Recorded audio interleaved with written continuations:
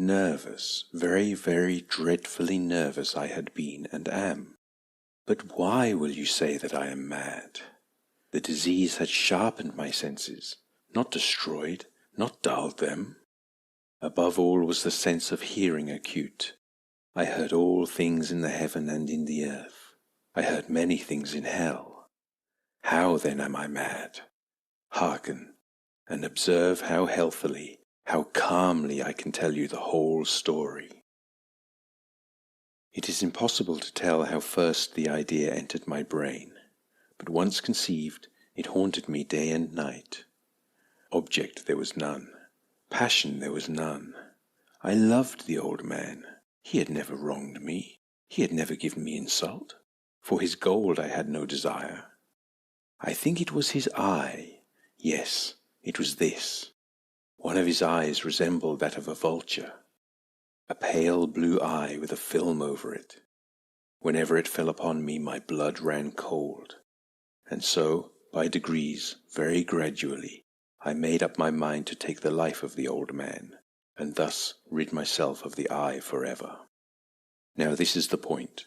You fancy me mad. Madmen know nothing. But you should have seen me. You should have seen how wisely I proceeded, with what caution, with what foresight, with what dissimulation I went to work.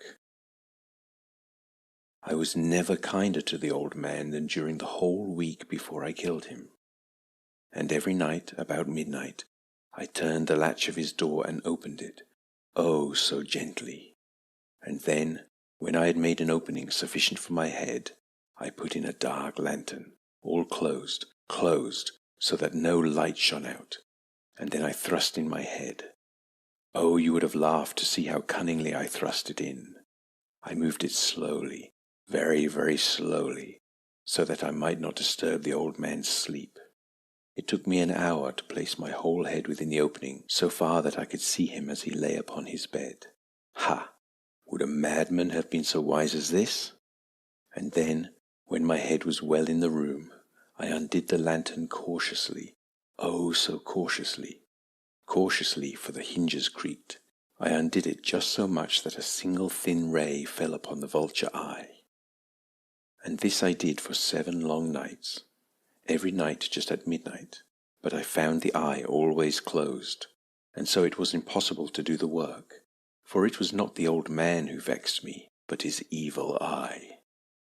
And every morning when the day broke, I went boldly into the chamber, and spoke courageously to him, calling him by name in a hearty tone, and inquiring how he had passed the night. So you see, he would have been a very profound old man indeed, to suspect that every night, just at 12, I looked in upon him while he slept. Upon the 8th night I was more than usually cautious in opening the door. A watch's minute hand moves more quickly than did mine. Never before that night had I felt the extent of my own powers, of my sagacity. I could scarcely contain my feelings of triumph. To think that there I was, opening the door little by little, and he not even to dream of my secret deeds or thoughts. I fairly chuckled at the idea. And perhaps he heard me, for he moved on the bed suddenly as if startled. Now you may think that I drew back, but no. His room was as black as pitch with the thick darkness, for the shutters were closed fastened through fear of robbers, and so I knew that he could not see the opening of the door, and I kept pushing it on, steadily, steadily. I had my head in and was about to open the lantern when my thumb slipped on the tin fastening, and the old man sprang up in bed, crying out, "Who's there?" I kept quite still and said nothing. For a whole hour I did not move a muscle, and in the meantime I did not hear him lie down. He was still sitting up in bed listening, just as I have done night after night, hearkening to the death watches in the wall.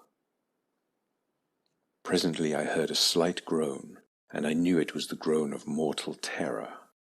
It was not a groan of pain or grief, oh no, it was the low, stifled sound that arises from the bottom of the soul when overcharged with awe. I knew the sound well.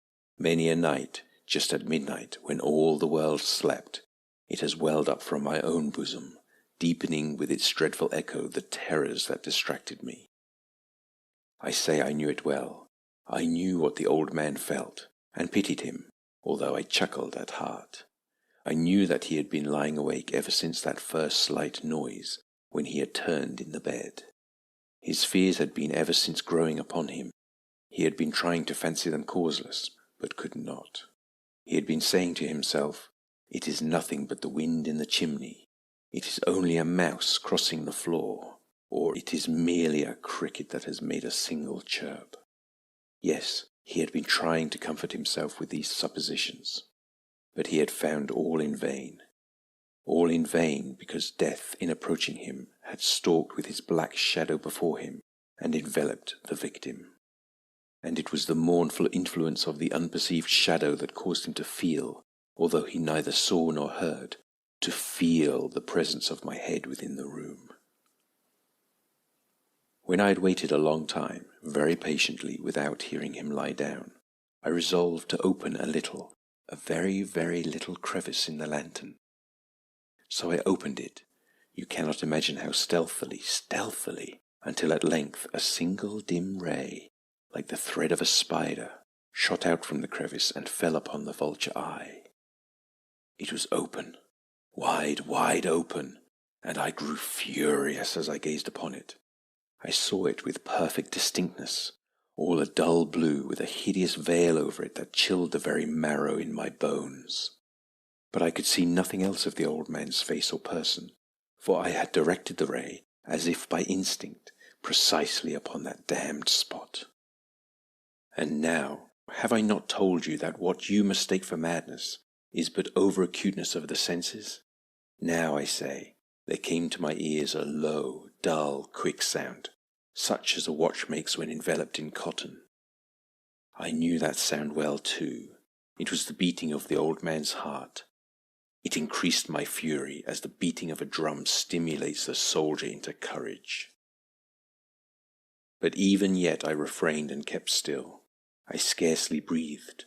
I held the lantern motionless. I tried how steadily I could maintain the ray upon the eye.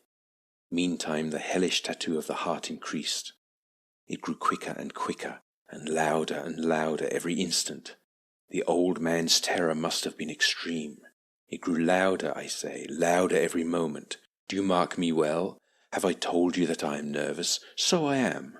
And now, at the dead hour of night, amid the dreadful silence of that old house, so strange a noise as this excited me to uncontrollable terror.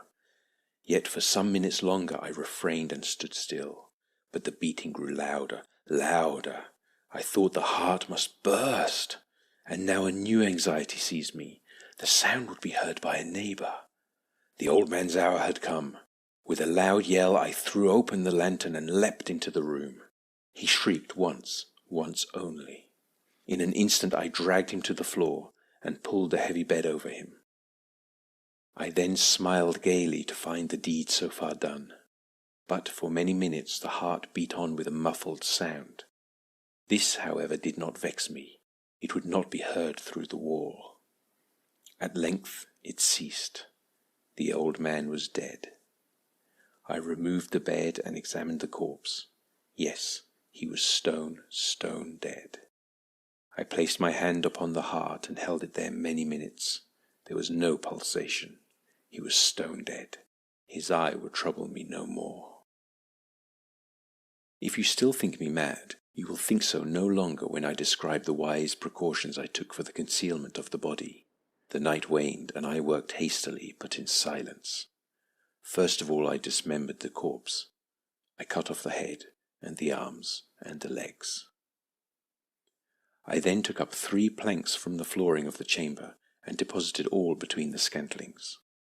I then replaced the boards so cleverly, so cunningly, that no human eye, not even his, could have detected anything wrong.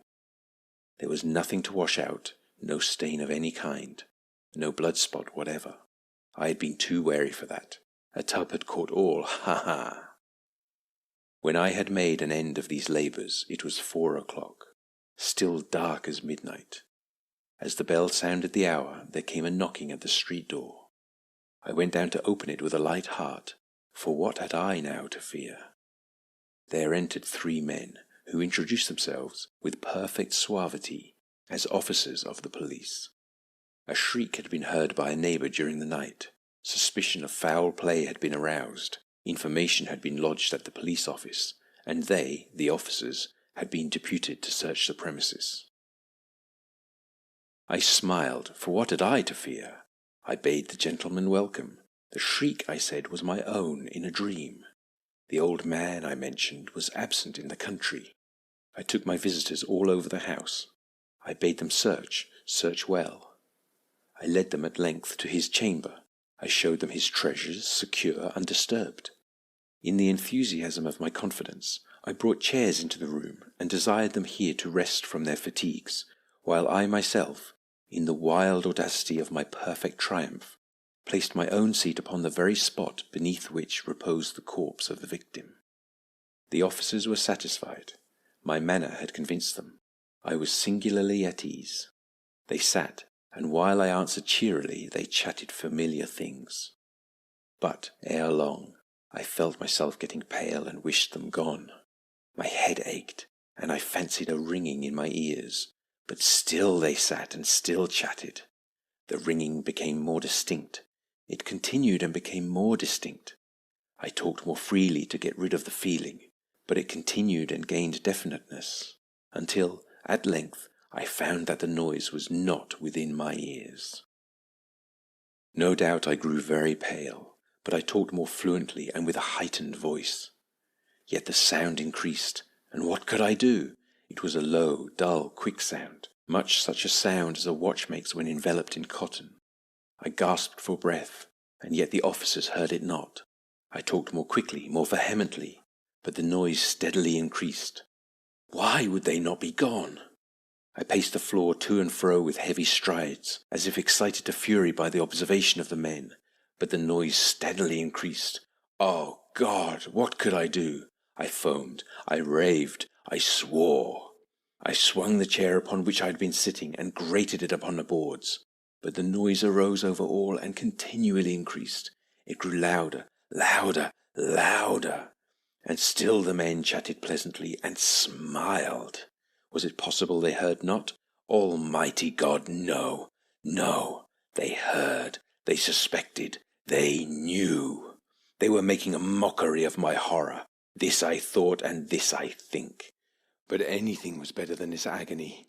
Anything was more tolerable than this derision. I could bear those hypocritical smiles no longer. I felt that I must scream or die. And now, again, hark! Louder, louder, louder! Villains, I shrieked, dissemble no more. I admit the deed. Tear up the planks. Here, here, it is the beating of his hideous heart.